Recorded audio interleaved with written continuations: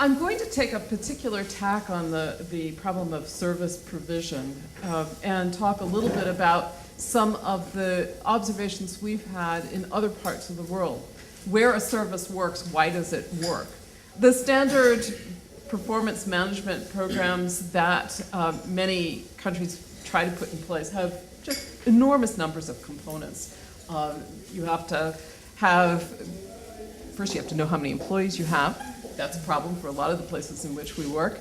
You have to have clear job descriptions, have a sense of the strategy and how that job works with the strategy so you can figure out what the criteria for good performance ought to be. You have to have an appraisal system in place, a dispute resolution system in place, some sort of incentive to say, well, the people who do better are going to get rewarded for that. And for most of the countries we look at, that is a many year, several decades long process to put all of those pieces in place. Nonetheless, we see countries that have managed to improve performance in part, not across the board, without all of the components in place. And I think that's interesting and worth looking at. Observation one is very common problem. There aren't enough managers, or managerial turnover is very rapid, and the incentives for managers to actually engage in sustained reform are off. They're wrong in some way. We see this problem a lot. Managerial ranks are actually, I think, quite slim in many parts of the world. And in a lot of countries, the turnover is about every 6 months. Now, you can't run a reform process if you've got a new person overseeing the process every 6 months. In Bangladesh, this has been a particular problem. It's been a problem for several reasons. Bangladesh, beginning in 1980, had created a series of civil service reform commissions to try to address the problem in basic services. I think 5 commissions, no results.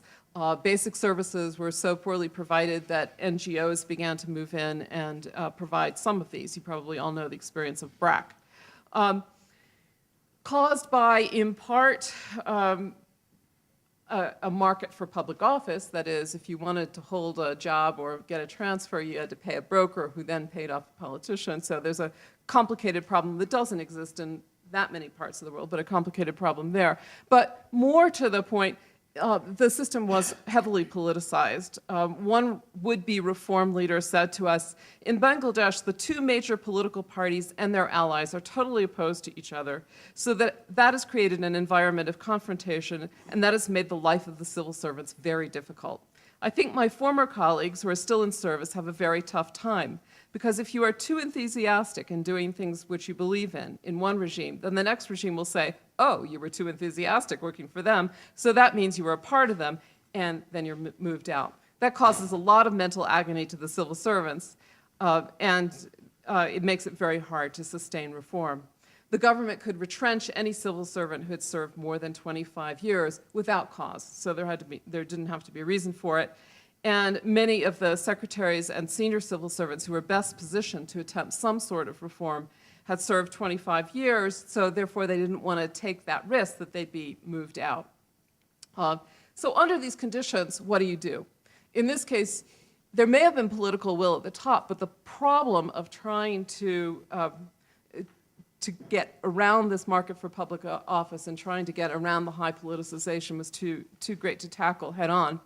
And so in this case with donor help, and I generally don't like the cases that involve donors that heavily, but in this case with some donor help, Bangladesh started to try to make some inroads in an unusual program.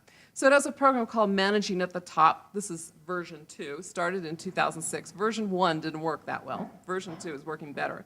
And the program's primary goal was to create a mass of reform-minded civil servants within the Bangladeshi civil service to generate sustained public demand as well for administrative improvement. And what the program did was to take about 300 civil servants every year in batches of 45 to the Bangladeshi Training College outside of Dhaka.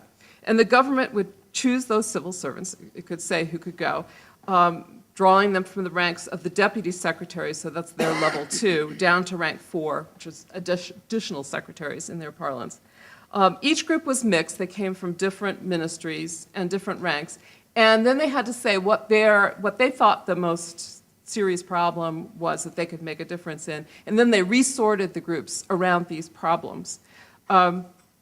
Each group then had to spend a week formulating a performance improvement project without any training. They just were asked to do this. And over the course of the next 5 weeks, the instructors walked the teams through the preparation and planning of the group project. But it was entirely mentoring based. There were no theory-based lectures or discussions. And after 5 weeks of preparation, these teams returned to their places and they began the implementation. Within 3 to 5 months, they were supposed to have finished the project, and these were relatively small projects.